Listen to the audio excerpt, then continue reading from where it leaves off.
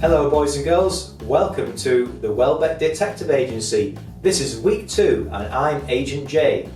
Well, we've been having lots of fun so far as we've got our detective glasses on. We've been looking for clues as to who Jesus is. And last time, well, we thought about how Jesus had power over nature. And I wonder what we'll find out this week. Well, stay tuned as we continue our investigation. Boys and girls, we hope you enjoyed your detective challenges during the last week, and hopefully we'll see some of your photographs and pictures of your water scenes. I wonder if you went down to the river or went by the seaside to look at the sea. Well, whatever you did, we hope you had lots of fun. But let's start week 2, boys and girls, with our theme song, He is the King of Kings and the Lord of Lords. Let's go! He's the King of Kings, He's the Lord of Lords. He can heal the sick, He can calm the storm. He's the Son of God, He can save us from sin, and He calls us to follow Him. Jesus met a man covered in disease, knew he needed to be clean. Jesus just touched him, the disease was gone. Only God could do that. He's the King of Kings, He's the Lord of Lords. He can heal the sick, He can calm the storm. He's the Son of God, He can save us from sin, and He calls us to follow Him. Jesus and His friends caught in a storm, looking like they're gonna drown. Jesus yelled, "Quiet!" and the storm was calm. Only God could do that. King of Kings, He's the Lord of Lords. He can heal the sick, He can calm the storm. He's the Son of God, He can save us from sin, and He calls us to follow Him. Yeah, Jesus on a cross was crucified. Darkness covered all the land. After 3 days, Jesus rose again. Only God could do that.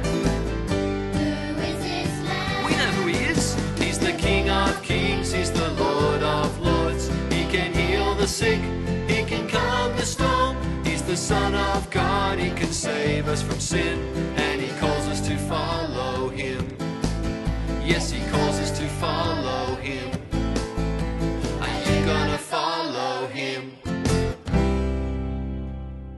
Welcome back, boys and girls. We hope you enjoyed the singing. I wonder who's been singing the best. Well, I wonder what we're going to find out today in Welbeck Detective Agency. Who is this man Jesus? What did he do? And why did he come?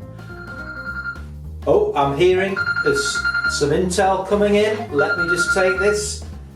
Hello. Yes, this is Agent J. Yes, Welbeck Detective Agency, you've got the right number. You've spotted Jesus again. Right, and oh, he was with a big crowd and some people might have been healed. Oh, right, we better get over to our reporter on the scene. Well, boys and girls, that's interesting. An update's just come in. We better get off to Agent C and let's find out what Jesus has been doing this week. Have any of you ever been sick? It's not very nice, is it? What do we do when we're sick? What do our parents do? Well, if we have a sore head or a tummy ache, they might give us some medicine and put us to bed. Or, if we're really sick, then they would take us to the doctor or to a hospital right away. They would do anything that they could to help us and to make us better. Well, long ago, there was a time when there were not a lot of doctors or hospitals or even any proper medicine. That is what it was like when Jesus was alive on earth. The man who we learned about last week. Back then, if you got really sick, there wasn't a lot that doctors could do to help it, and sometimes people didn't get better. One day, there was a girl just about your age who was so sick that she had to go to bed. But she didn't get up the next morning, or the one after that, or even the one after that.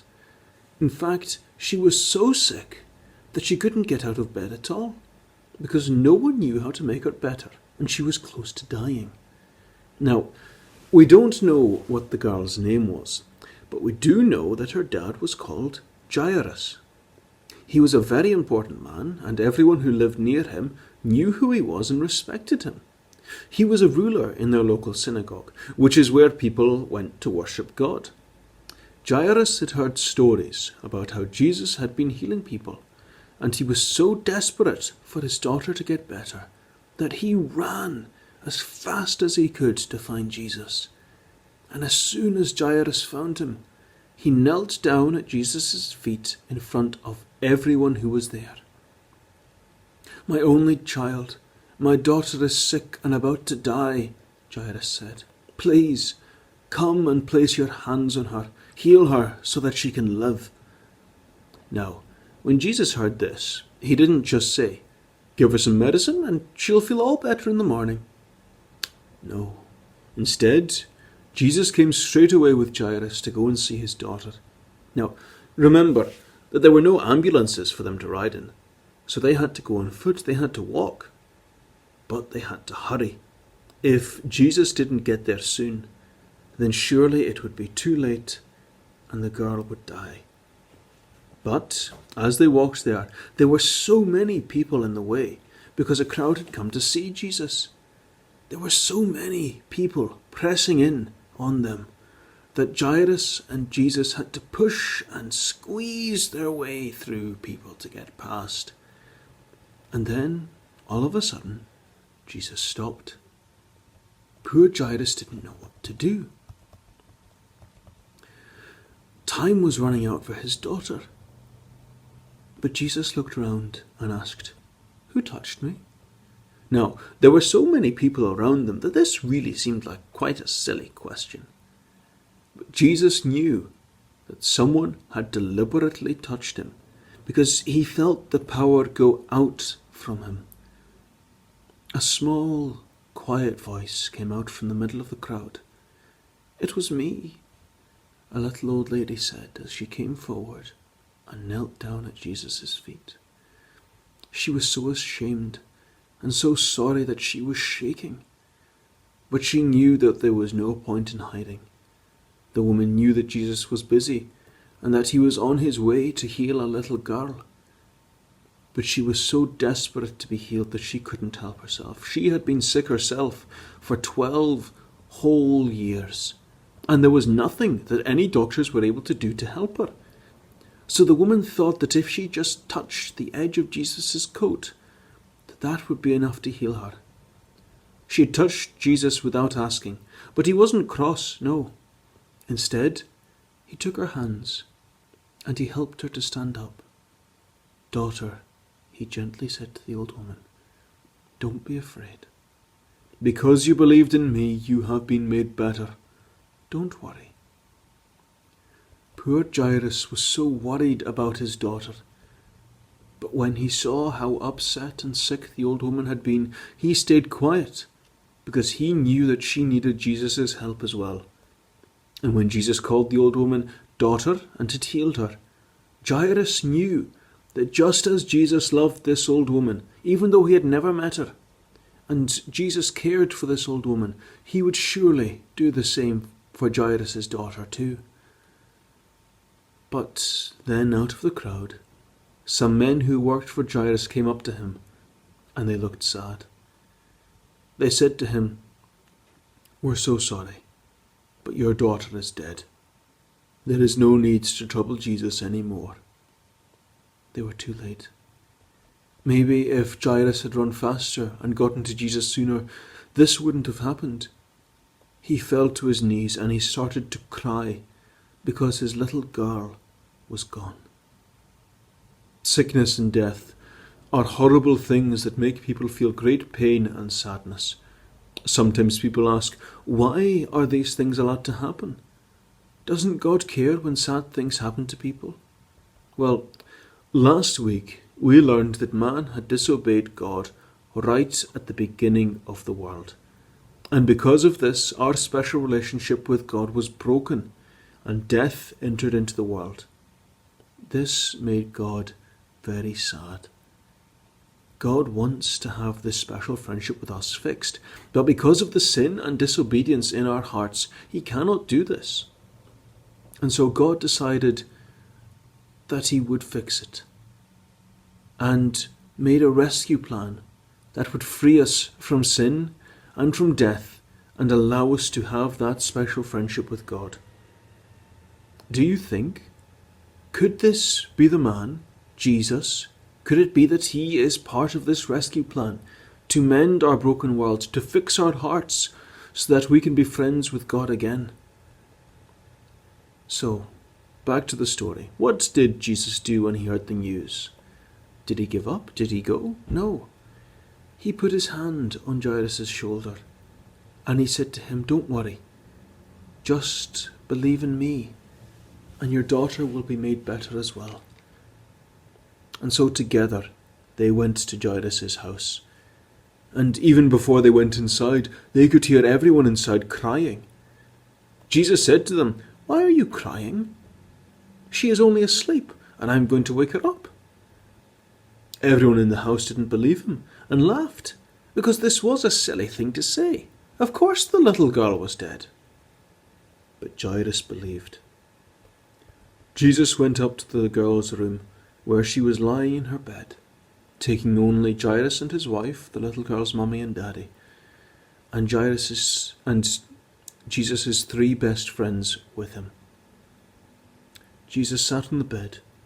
He took the little girl's hand and he said gently and quietly to her, "Little girl, it's time to get up."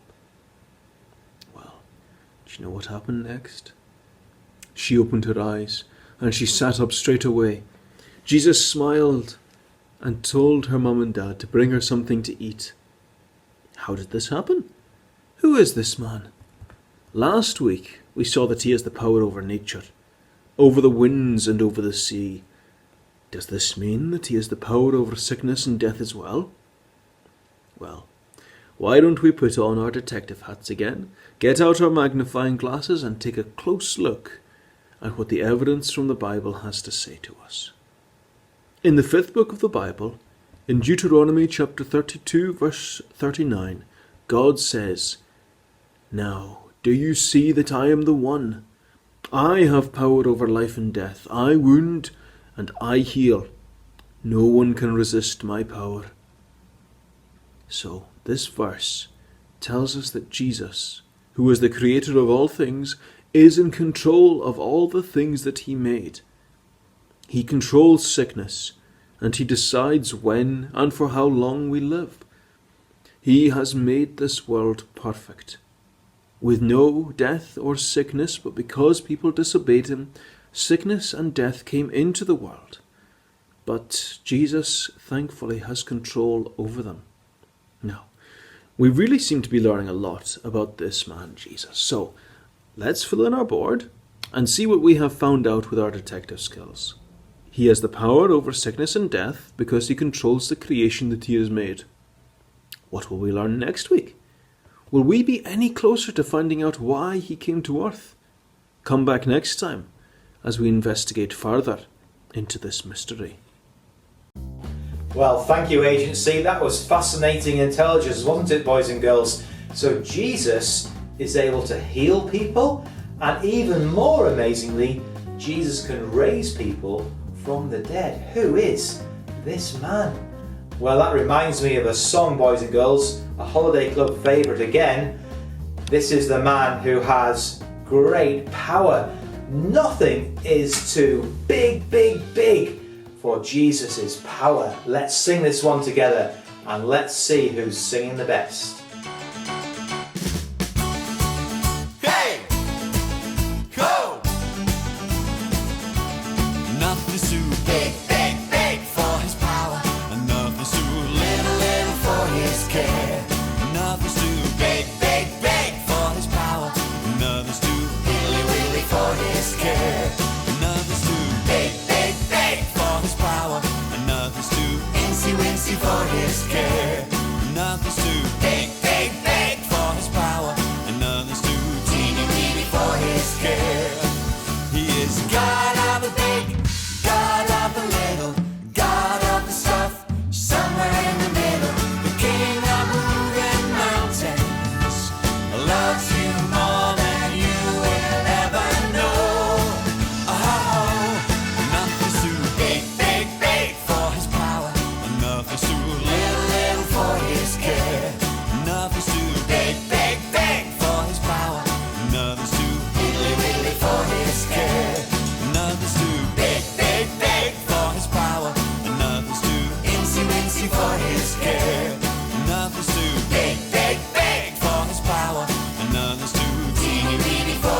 care. He is God of the big, God of the little, God of the stuff, somewhere in the middle. The King of moving mountains loves you more than you will ever know. Oh, nothing's too big, nothing's too small, nothing's too much. He cares for all. Nothing's too big, nothing's too small, nothing's too much. He cares for all. Nothing's too big, nothing's too small, nothing's too much. He cares for all.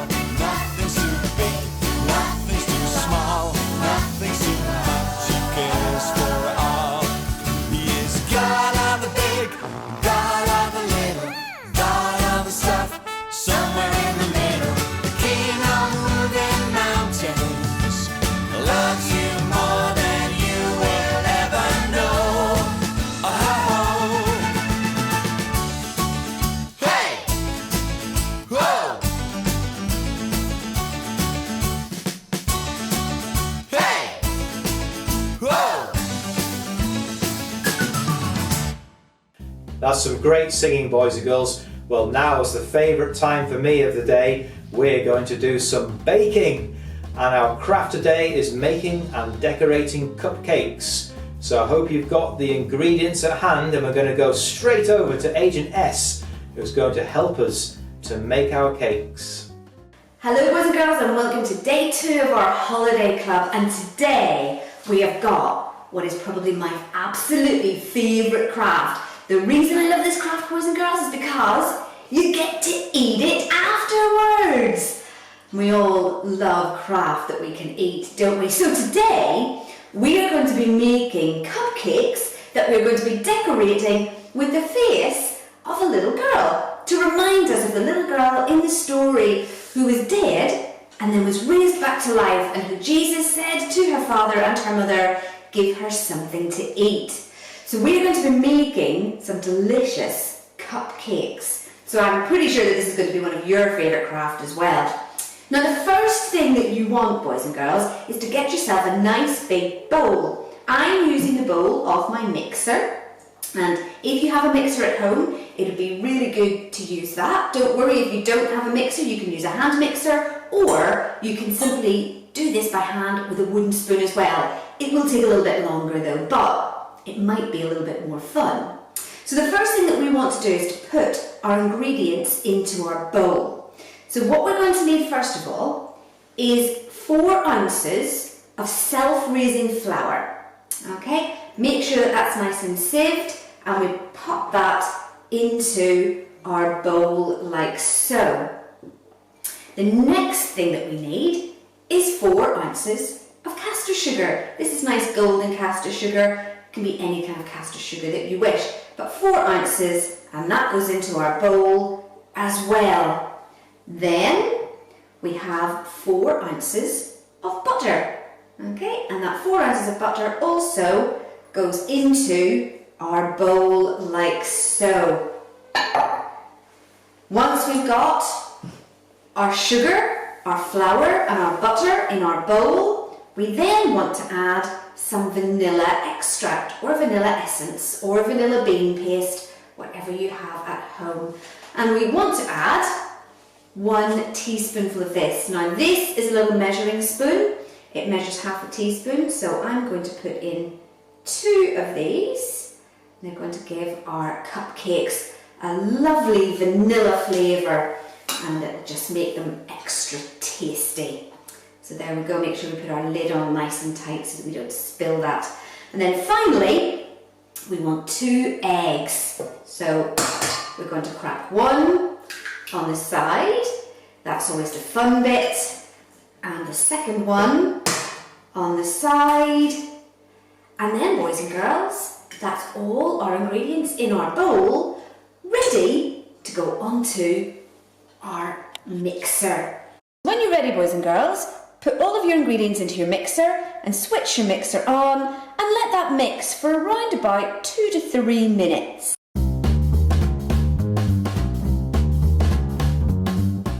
Okay, boys and girls, so when your mixture is done, it should be a nice dry dropping consistency. So you get a spoon or a spatula and just tap it on the side of your bowl. It should just fall into your bowl just like that. And that's when you know when you have got the perfect consistency for your mixture. Now, these are cupcakes, so you are going to want to get yourself a nice cupcake or muffin tin just like this. And to make life very easy for ourselves, we're going to use some nice cupcake holders. These are little paper ones that we have that are nice coloured, nicely decorated, and we just want to put one of these inside each of the spaces in our muffin tray. This particular mixture will make roughly 12 cupcakes, 12 delicious cupcakes, and there we have 12 lovely paper cases. Now all we have to do, boys and girls, is to put our mixture into our cupcake. Now you can do this with teaspoons or spoons. I sometimes like to use an ice cream scoop because it fills it very nicely. So you just take some of your mixture and plop it into your cupcake case. You don't want to fill them too full, boys and girls. Probably about halfway up the paper case is enough, because remember, these will rise in the oven. So while I get on with the rest of these, why don't you go and get your ingredients ready? So boys and girls, when your cupcakes are filled in the cupcake cases, you want to put them into your oven. Now your oven should be preheated at 180 degrees centigrade. That's for a fan oven, and whatever the gas equivalent of that will be. You will want someone to help you with this, because this is dangerous. Ovens are very, very hot and we need to be very careful. Make sure that you are wearing oven gloves. Open the oven very carefully and place your cupcakes into the centre of the oven. Close up your oven and leave your cupcakes in the oven for at least 20 minutes. So boys and girls, when your cupcakes are ready, you want to take them out of the oven and put them on a cooling tray to cool. While they're cooling, you can get on with the really fun bit of this craft, and that is getting all of your decorations ready to decorate your cupcakes. So what you're going to need is some butter icing. Just a little bit of butter icing will do. You can make this yourself or you can buy it from the supermarket.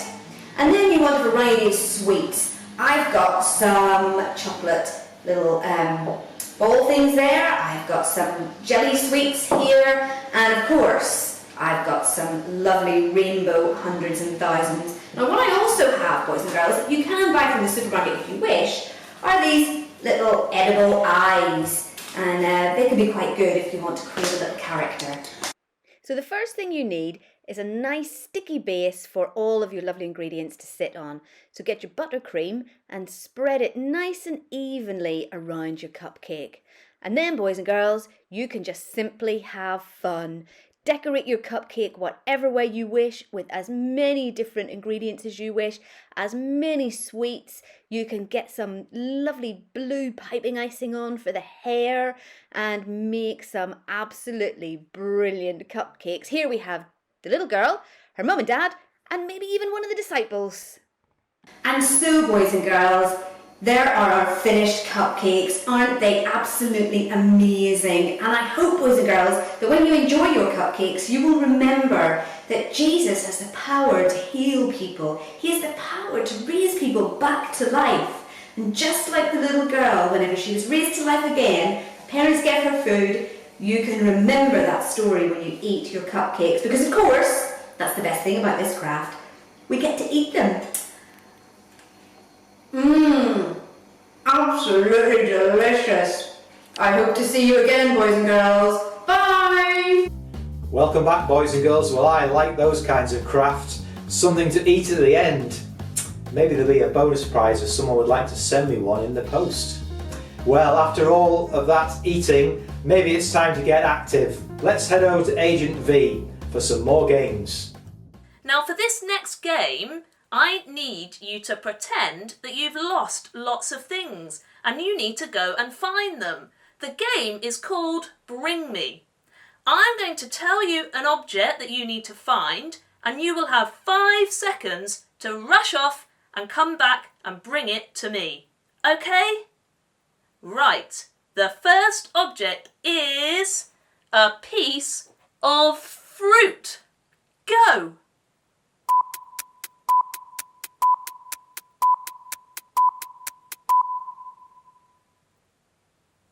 Great, fantastic. Did you find your piece of fruit? It didn't need to be an apple, but that's the one I had. Fantastic. Okay, ready for the next item? It's a shoe. Off you go.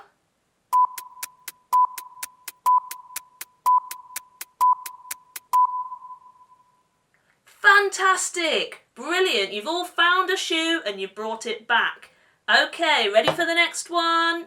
It's a coin. Can you find a coin? Off you go.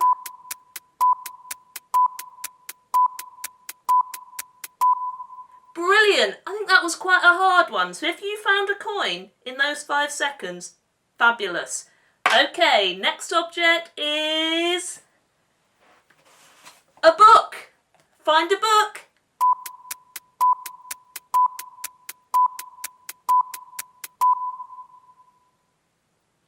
Well done. I'm sure you've all found a book and you've managed to bring it back. Well done. Okay, the last thing you need to find is an animal. Go!